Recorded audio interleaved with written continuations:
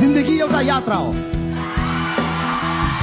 यो यात्रामा आफ्नो प्यारो मान्छे आफैसँग भइदियो भने झनै रमाइलो हुन्छ।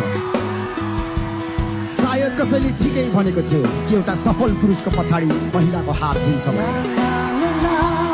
त्यसैले त म संसार जित्दै गर्दैछु, मात्र तिमी मेरो साथ बसिदेऊ।